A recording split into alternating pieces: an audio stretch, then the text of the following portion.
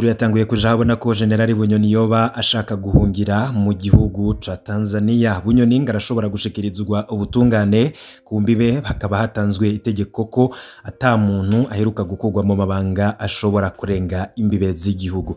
Haravugwa ibombora mu mugambwe CNDD-FDD ndetse n'umugwi warushigikiye General Bunyoni. Haravugwa kandi ivy'urupfu rwa Petero Nkurunziza, batanguye kubaza President Ndayishimiye ko hotangwa umuco kuboba kucoba carishe Petero Nkurunziza. Ivyo vyose ni ibibazo biri mu mugambwe CNDD-FDD. Mu bihangange bikuru biri mu butegetsi vyatanguye kuyangara, ibintu ntago vyoroshe, ndetse n'ayandi makuru atandukanye ariko haravugwa cane. Nivyo tugiye kugaruka ko muri kano kanya, ariko tukagaruka kuri no ngingo irabana no guhunga kwa General Bunyoni aheruka gukugwa mu mabanga yahora ari umushikiranganje wa mbere Burundi. Ndabaramukije mwese banywanyi bacu muri ko murabana natwe makuru n'ibiganiro vya misi yose tuba turiko turabashikiriza. Ndaziko ho muri byanino hatandukanye murindiriye ko tubashikiriza amakuru n'ibiganiro manene nk'ibi. Mu misi iheze twagiye dukunda kubashikiriza amakuru tuvuga ko Bunyoni yoba ariko arategura guhunga igihugu, none amakuru amwamwe akaba yatanguye kuja ahabona. Amasoko yizewe yemeza ko Alengiyome Bunyoni ashaka guhunga igihugu akaja mu gihugu ca Tanzania, kuko Bunyoni arafise ubwoba ko ashobora gutabwa mu mvuto agashikirizwa ubutungane. Mbere nk'uko twari twanabibabwiye, hakaba hari integuro yuko Alengiyome Bunyoni ashobora gupfungwa, ndetse nk'ivyashikiye Hussein Rajabu nawe yari gihangange muri CNDD-FDD, kuri ubu nawe akaba yarataye akomoka inyuma yaho apfunzwe ku ntwaro ya Petero Nkurunziza. Ariko kuko Hussein Rajabu yarafise abamukunda ndetse bamushigikiye, bakaba baramufashije gutoroka mu mpimba akaja mu gihugu. Gushikana n'ubu atawuzi aho Hussein Rajabu ari, mbere bamwe banavuga ko yoba yarapfuye, ariko nawe ntawamurushije ubuhangange ndetse no gukomera muri CNDD-FDD. Ariko ivyo Petero Nkurunziza yamukoreye ngira abarundi ndetse n'amakungu barabibonye. Gutyo rero ngo Bunyoni siwe gihanganye gikomeye cyane ku buryo CNDD-FDD idashobora kumuhinduka. Ubwo igihugu c'u Burundi Evariste Ndayishimiye ngarashaka gutanga akarorero. Ngiye nkuru ngiye kubashikiriza abanywanyi bacu, turaza no kugaruka ku yandi makuru avugwa mu gisirikare c'u Burundi ndetse n'ibindi bitandukanye. Ivyo byose turaza kubikurikira. Nimba tarafyonda kuri subscribe, ubanza ugafyonda ko kugira igihe cyose turonse makuru n'ibiganiro uraje ubabo wa mbere bashikirwa navyo. Ano makuru yacu akaba yatangajwe n'isoko ryo kwizera ivyo guhunga kwa Alengiyome Bunyoni, uyoba ariko arondera guhungira mu gihugu ca Tanzania. Ikinyamakuru The East African candika ku makuru yo mu karere ka Afrika y'ubuseruko co kuwa 10 Nyakanga 2022 canditse ko gifise amakuru ko General Bunyoni yoba ariko arondera guhungira mu gihugu ca Tanzania. Ico kinyamakuru kivuga ko abategetsi ba Tanzania ataco bavuga kuri iyo nkuru. Ico kinyamakuru kivuga kandi ko abajejwe imbibe z'u Burundi bahawe itegeko ryo gucunga kugira ngo abategetsi baherutse gukugwa mu mabanga ntibashobore gusohoka imbibe. Umugambi wa President Ndayishimiye batazira General Neva ngo woba ari uwo gushikana General Alengiyome Bunyoni imbere y'ubutungane, agakubitwa intaye mu gahanga, akabazwa n'ivyo yagirizwa. Ikinyamakuru kivuga ko gushika kuwa gatanu uheze atakimenyetso na kimwe cerekana ko General Bunyoni ashobora gufatwa. Iyi nkuru rero ikaba yanditswe muri ico kinyamakuru, ariko amakuru akaba yifashe gutyo mu gihe ibihuha bibandanya kongerekana mu gihugu kuva President Ndayishimiye avuze ko hari ibihangange mu butegetsi bwiwe bishaka ko mutembagaza. Gushika ubu abashatse gutembagaza President Ndayishimiye ntibavugwa, kandi nta n'ibimenyetso bitangwa. Bimwe muri ivyo bihuha bikaba bivuga amazina y'abategetsi batari bake mu nzego z'igihugu n'umugambwe uri ku butegetsi CNDD-FDD, boba bari bafatanije na General Alengiyome Bunyoni. Ikibazo President Ndayishimiye afise kikaba ingene yohagarika abo bantu bose inzego ntizihungabane. Abashaka gutembagaza President Ndayishimiye bamwagiriza ko abamaramaza, ko amena amabanga yabo, ndetse bakaba baranashavujwe nuko yavuze ko ahanurwa na Olivier Buyoya, umuhungu wa Pierre Buyoya, bamwe ndetse banafata nk'umwanzi w'igihugu cane bari mu mugambwe CNDD-FDD. Nk'uko perezida yaravuze ko ahanurwa n'uwo muhungu wa perezida wahoze ari perezida Pierre Buyoya aherutse kwitaba Imana, ndetse ikiziga ciwe kigashingurwa mu mahanga, bakanka ko gishingurwa gihambanwa iteka mu gihugu c'amavukiro. Bamwe akaba baranababajwe n'iyo nyifato y'ubutegetsi bwa CNDD-FDD. Kuba rero ngo Olivier Buyoya wahoze ari umuhungu wahoze ari perezida w'u Burundi Pierre Buyoya ngo kuba ahanura perezida Ndayishimiye, ngo perezida Ndayishimiye yoba ariko ariyegereza abansi. Bamwe rero bakaba batanguye no gusaba umuco ku rupfu rwa perezida Nkurunziza, ngivyo akaba ari vyo perezida Ndayishimiye ariko arazira ico bikoze. Abavugwa bose bashaka kumukura bakaba bahurikiye ku nyungu z'amatungo adatahuritse bafise, kunyonora amatungo y'igihugu no gukora urudandaza rudaciye mu mategeko. Bizoherera hehe? Ni ukubiha iminsi bamwe mu Barundi bakabifata nk'imikino y'ubutegetsi batazi ico igamije, bakavyita mchezo wa ndani nk'uko bikunze kuvugwa. Bamwe n'abandi rero babona ko ibintu bishobora kunyuka ndetse ibintu bitaza koroha. Bunyoni yoba ariko ararondera uko ahungira mu gihugu ca Tanzania, no kurindira tukaraba ibizokurikira mu nyuma, kuko ubu nyene yamaze gutahurwa ndetse n'abandi bafise umugambi wo guhunga. Ivyo mukaba mwomenya ko twari tumaze igihe tubibabwira, bikaba vyatanguye kuja ahabona bimwe mu bimenyetso. Nanone hari andi makuru harabana ni umusirikare yumvikanye mu audio ariko aratuka umukuru w'igihugu. Umuntu wese yumvishe amajambo ya Lieutenant Joseph Niyonkuru aherutse gufatwa muri Somalia agatahanwa mu gihugu akaba yarumiwe. Wayumvise wese akaba agira ati ubwo koko ni intwazangabo y'igihugu, ariko kandi si ubwa mbere akwegewe na audio arungikiye umugenzi kuri WhatsApp. Ubwo rero kumuhana bamwe bakaba bibaza nimba vyoba ari wo muti. Lieutenant Joseph Niyonkuru ubundi ninde? Nukuri Joseph Niyonkuru ni intwazangabo y'igihugu, afise ipete rya Lieutenant, ari muri promotion ya 45 muri Iskamu, akaba afise matricule 79-44-3, akaba avuka muri commune Musigati mu ntara ya Bubanza. Azwi ku izina ry'itazirano rya Ndakugarika. Abo babanye muri Iskamu bakaba bamuvuga nk'umusirikare yuzuye amacakubiri y'amoko, ndetse yadodobereje abatari bake kugeza aho bamwe batabakomoka, abandi barafatwa bagirirwa nabi. Aravugwa mu boba baratumye Lieutenant Hermes Nduwingoma afatwa kicwa muri Kigarama muri 2015. Abamuzi bagira bati ntimwibaze ngo avuga ivyo atazi, ivyo ariko aravuga abisangiye n'abandi benshi.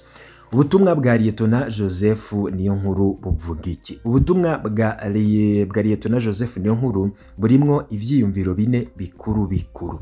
Icambere woba afitiye abatutsi, icambere n'ubwoba afitiye abatutsi yagiriza ko aribo bariko barakoresha perezida Ndayishimiye, akibaza ko bariko barondera gusambura CNDD-FDD. Ikigira kabiri ni ishavu abasirikare bafitiye General Prime Niyongabo bagiriza ko yasambuye igisirikare akaguma yirira amahera gusa. Aravugamwo ivyo abasoda babuze nk'imyambaro n'imishahara mito y'abasoda batoya. Ica gatatu ni gushimira Reveriyano Ndikuriyo, ariko akomeza imbonera kure kubera yabonye igisirikare kigeze ahabi. Umubabaro kwikurwa rya General Bunyoni, kandi ariwe abasoda bavuye mu ishamba bafise ko icizere. Amajambo ya Lieutenant Joseph Niyonkuru akaba yararungikiye mugenzi we basanzwe baganira, uwo nawe ayaha abandi biba birakwiye hose. Si ubwa mbere ibintu nk'ivyo bishitse. Hari umukenyezi yigeze kuganira na mugenzi wiwe bakorana avuga amajambo atari meza ku bakenyezi bo mwishira hamwe Femme Intwari rya Angeline Ndayishimiye. Iyo video ikaba yarakwiragijwe mu magroupe ya WhatsApp. Wa mukenyezi arafatwa acigwa urubanza rudasanzwe yagirizwa ko yatutse abahutukazi.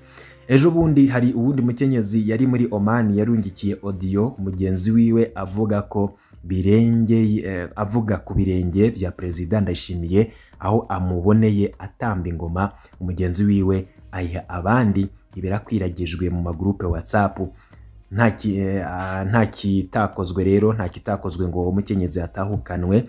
Ubu nta makuru yiwe dufise aho yoba aherereye. Iki kintu kirakwiye kwitondegwa neza. Burya iyo umuntu arungikiye audio uwo basanzwe baganira atantumbero afise yo kuyirungikira abandi bose, koko aba afise intumbero yo gutuka uwo atashaka ko yumva iyo audio, canke ikosa ni ry'umuntu ayikwiragiza atabimenyesheje. Hariho rero ibihugu bitanguye kwiyumvira guhana abantu bakwiragiza ubutumwa bw'umuntu batabimusavye. Nimwibaze yaba ibintu abantu baganira n'abagenzi babo byo kwama bihanwa n'amategeko mu gihe cyose bavuze nabi uwundi muntu, ubwo tworonka amabohero abantu bakwigwamwo. Ni mu Kirundi basokuru bavuga ngo umushikiriza bitutsi niwe mutukanyi. Turakwiriye kuraba neza uwuba atukanye muri bino bintu wariwe hagati y'uwa aganirije umugenzi wiwe mwibanga n'uwahejeje agakwiragiza amajambo mabi yabwiwe mwibanga. Mbega uwabihawe we yariko avuga iki muri ico gihe? Bari basanzwe baganira ibiki, kubera iki ari we yabibwiwe?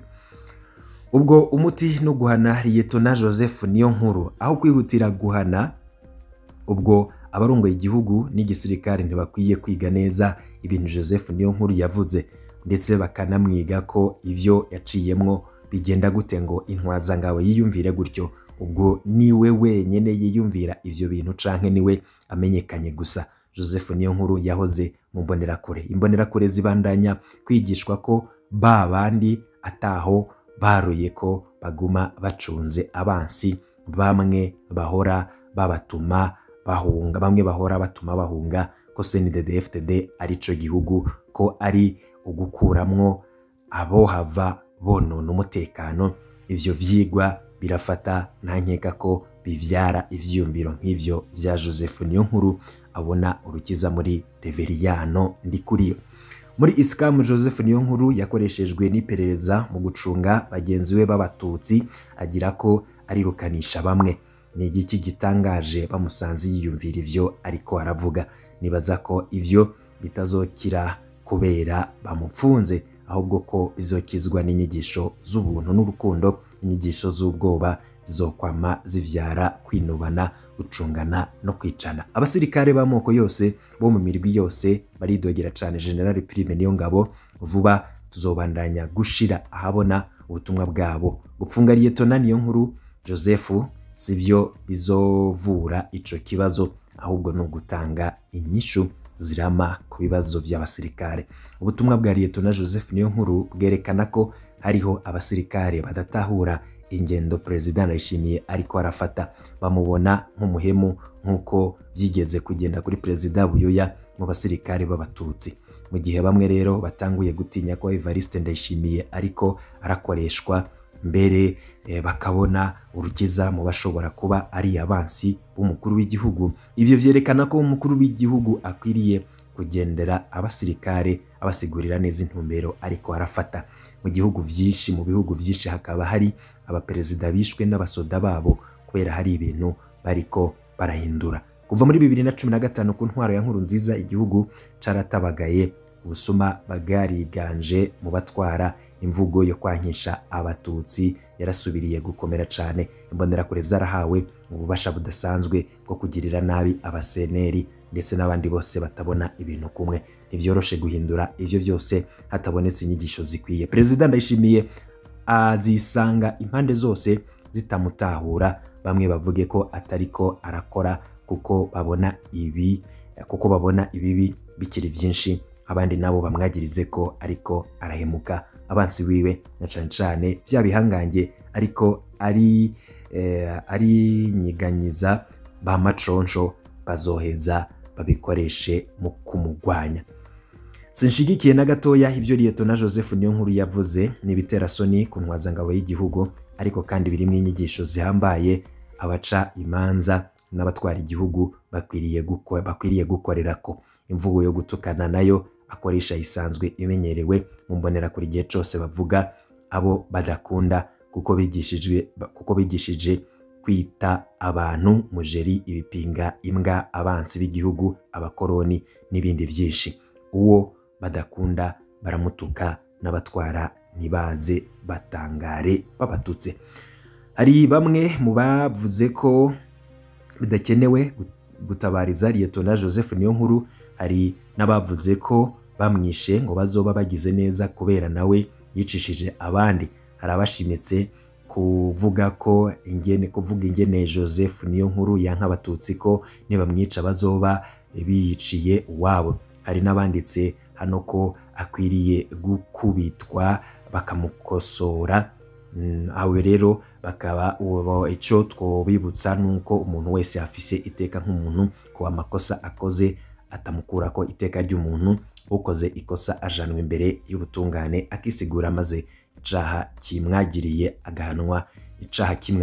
agahanwa hisunzwe amategeko. Ico Liyetona Joseph Niyonkuru yo kwagirizwe cose yohanwa abanje kwisigura imbere y'ubutungane, kandi iteka ryiwe ry'umuntu ryubahirijwe. Naho umuntu yoba yipfuza kunyica, sinzigera ndamwifuriza kononerwa ubuzima nk'umuntu. Agateka kacu twese gakwiriye kwama kubahirijwe.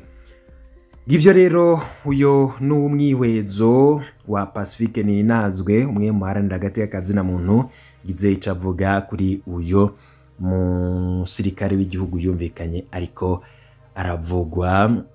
aravuga ku mukuru w'igihugu, ndetse avuga amajambo mabi ateye isoni. Twari bashikirije muri hano makuru. Ndakingurutse cyane kuri wowe ubana natwe twifuza kuraje wa mbere bashikirwa n'amakuru n'ibiganiro ngene nk'ibi biba biriko biratangazwa irya nino, bivugwa mu menyesha makuru, bigaruka ku mbuga ngurukana umenyi, bitangazwa n'abantu bamwe n'abandi. Amakuru yose ukeneye kumenya avugwa irya nino ngaho mu gihugu cy'u Burundi, vyonda kuri subscribe maze twaje turashaka inkuru ikagushikira mu bambere.